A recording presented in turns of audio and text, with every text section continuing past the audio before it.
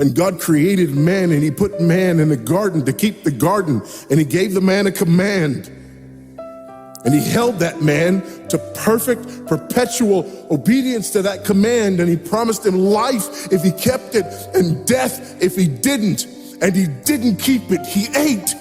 And because he ate, because of that one man, sin entered the world, and death through sin. And everyone born from that man through ordinary generation inherited that man's sin nature.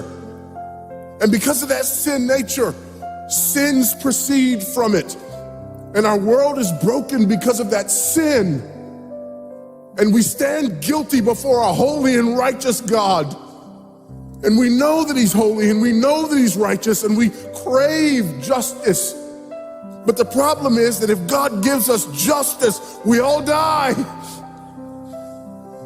And so that God, in his goodness and in his mercy, sent forth his son, who was not born of ordinary generation, but was born of a virgin. Yes, the virgin birth matters. Why? Because if he's born of ordinary generation, he's born in sin. But because he's not born of ordinary generation, he's not born in sin. He's clean of sin. His record is clean. And he keeps his record clean. And he obeys God's law.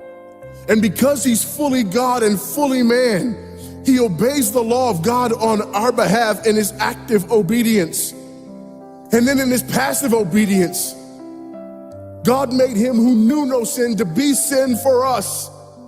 All we like sheep had gone astray. Each of us had turned to his own way, but God laid upon him the iniquity of us all. And Christ died for sin once for all, the just for the unjust. And God imputes our sinfulness to him. And he nails our sinfulness to the tree. And Christ dies and raises again on the third day for our justification.